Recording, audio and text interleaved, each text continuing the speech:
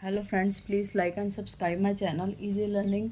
आज का जो हम टॉपिक करने जा रहे हैं वो है हमारा SQL commands, next SQL commands, जिसमें हम करेंगे एक टेबल से दूसरा टेबल क्रिएट करना।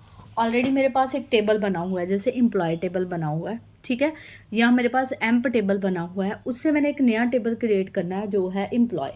तो होगा क्या, एक टेबल से हम नया टेबल क्रिएट कर रहे हैं। जो टेबल ऑलरेडी एग्जिस्ट है उसके जो सारे कॉलम्स हैं, जो भी उसके कॉलम्स हैं और जो भी उसका डेटा है, वो सेम एज इट इज़ एक और टेबल बना के उसका नाम चेंज करके, उसके कॉलम्स के नाम चेंज करके उसमें हम कॉपी कर सकते हैं। मैं ऐसे भी कह सकती हूँ, ऑलरेडी एग्जिस्टिंग टेबल से एक नया टेबल बनाएंगे। उसके लिए हम जो कमांड यूज़ करेंगे वो पहली कमांड हमारी यही है, क्रिएट टेबल एम्प्लॉय। सबसे पहली वाली कमांड क्रिएट टेबल एम्प्लॉय में जो नया टेबल क्रिएट करना है, जो ऑलरेडी एग्जिस्टिंग से मैंने नया टेबल बनाना है, क्रिएट टेबल एम्प्लॉय। ये मेरा कौन सा टेबल हो गया, टारगेट, जिसमें मेरा डेटा आना है। जो मैंने नया टेबल बनाना उसका नाम मैंने रखना है एम्प्लॉय। उसमें कौन कौन से कॉलम लेने हैं, employee number, name and address. As select, किस से डेटा उठाना है, एज सिलेक्ट होता है ऑलरेडी एग्जिस्टिंग टेबल से जिस नए टेबल में डेटा कॉपी करना है, तो एज सिलेक्ट कमांड यूज़ करेंगे।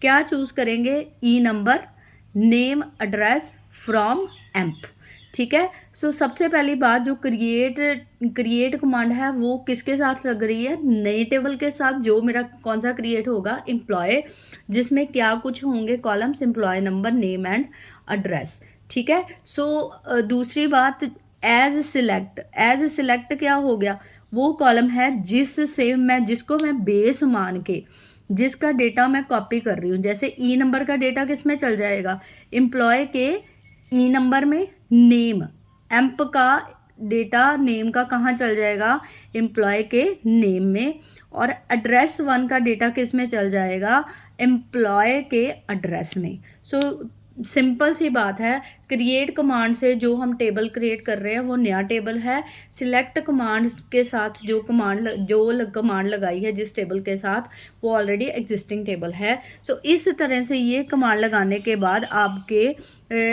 एम्प टेबल से एक नया टेबल क्रिएट हो जाएगा। जो जो एम्प टेबल में पड़ा है डेटा, वो सारा का सारा किस में कॉपी हो जाएगा, एम्प्लॉय में।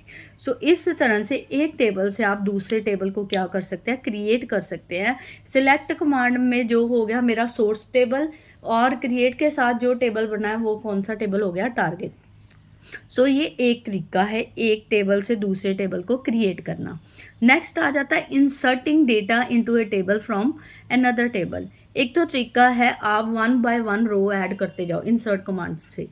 दूसरा तरीका है कि ऑलरेडी कोई टेबल मेरा बना हुआ है, उसका सारा डेटा उठा के मैं अपने नए टेबल में कॉपी कर लूँ। सो जो ऐसा कह सकते हैं हम, जो ऑलरेडी एग्जिस्टिंग टेबल है उसका सारा डेटा मैं एक बार में ही दूसरे नए टेबल में ट्रांसफ़र कर सकती हूँ with the help of insert command. So कैसे करेंगे, देखो ये वाली कमांड की पहली कमांड। सो सबसे पहले इंसर्ट इनटू एम्प्लॉय, क्या कर दो, इंसर्ट कर दो, किस में वैल्यूज इंसर्ट कर दो, एम्प्लॉय टेबल में, किस में से सिलेक्ट करके, select E number, name from amp one. कहने का मतलब इस टेबल का डेटा उठा के किस में कॉपी कर दो, एम्प्लॉय में। या मैं इस तरह से कह सकती हूँ, एम्प वन का डेटा सारा एज इट इज किस में आ जाएगा, एम्प्लॉय में। सो एम्प्लॉय में क्या आ जाएंगे, कॉलम, ई नंबर और नेम, उसके जो जो रोज एंड कॉलम्स, जैसे कि ये वाला ऐसे ही टेबल क्रिएट हो जाएगा। सो इस तरीके से हम एक टेबल का डेटा दूसरे टेबल में क्या कर सकते हैं, ट्रांसफ़र कर सकते हैं।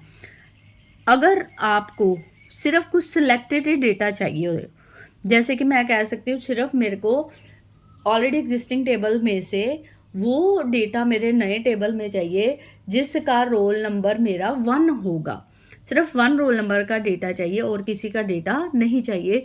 वहाँ पे मेरे क्या लगी, जब भी कंडीशन लगती है वहाँ पे क्या लगेगा, वेयर क्लॉज लगेगा। सो आप देख सकते हो ये वाली command, insert into amp, select, insert into amp, insert कर दो किस में, एम्प्लॉय में।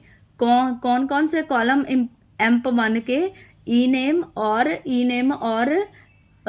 नंबर, वेयर ये देखिए वेयर क्लॉज भी लगाया मैंने, where E number is equal to C001। So इस तरह से आप पर्टिकुलर डेटा, कुछ कंडीशन के बेस पे डेटा एक टेबल से दूसरे टेबल में कॉपी कर सकते हो।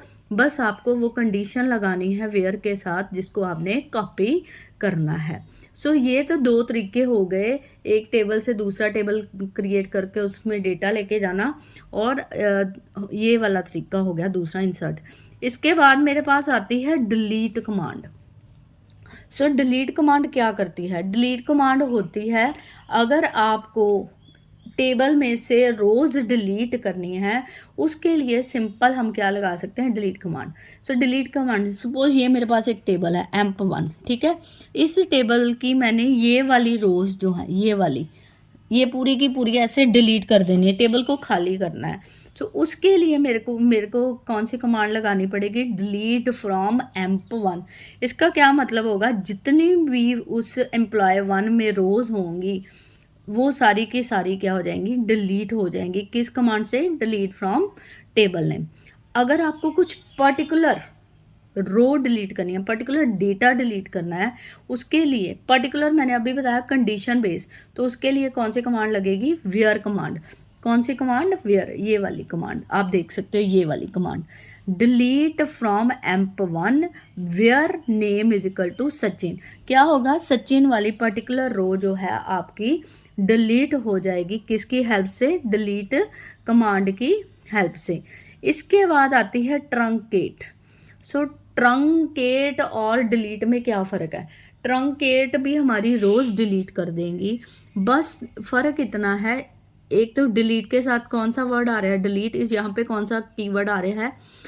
ट्रंकेट टेबल emp1, वहाँ पे क्या आ रहा है? Delete from emp1। इसमें क्या आ रहा है? Truncate table emp1। पहली बात वहाँ पे डिलीट आएगा, यहाँ पे ट्रंकेट आएगा। दूसरी बात, ट्रंकेट भी रो डिलीट करेगा, बट फ़र्क यही रहेगा, ट्रंकेट में क्या होगा? वेयर कंडीशन वर्क नहीं करती, जबकि डिलीट के साथ हम वेयर कंडीशन भी लगा सकते हैं। सो यही दोनों में फ़र्क है, दोनों रो ही डिलीट करेगी, उसके साथ वेयर कंडीशन लगती है डिलीट के साथ, इसके साथ वेयर कंडीशन नहीं लगती। उसके बाद आ जाएगी ड्रॉप कमांड। ड्रॉप क्या कमांड क्या होती है? अगर आपको स्ट्रक्चर ही डिलीट से सिर्फ डिलीट होंगी रोज, ई नंबर नेम एड्रेस डिलीट नहीं होगा, टेबल डिलीट नहीं होगा। टेबल का स्ट्रक्चर क्या होता है?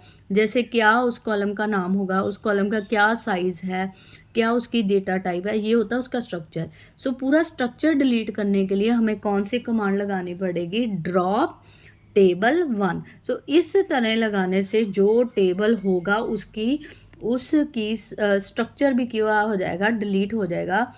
क्योंकि अगर हम ड्रॉप का डिलीट लगाते हैं, ड्रॉप नहीं लगाते, डिलीट कमांड लगाने के बाद फिर भी उस टेबल को हम रीयूज़ कर सकते हैं, उसमें इंसर्ट कमांड से डेटा इंसर्ट कर सकते हैं। पर एक बार हमने उस पर ड्रॉप कमांड लगा दी, उस टेबल की एग्जिस्टेंस ही क्या हो जाती है? ख़त्म हो जाती है आपके डेटाबेस से। सो ड्रॉप कमांड से हम स्ट्रक्चर ही डिलीट कर रहे हैं, टेबल को ही पूरा ही डिलीट कर रहे हैं। सो इस तरह से ये मेरी होगी ड्रॉप कमांड।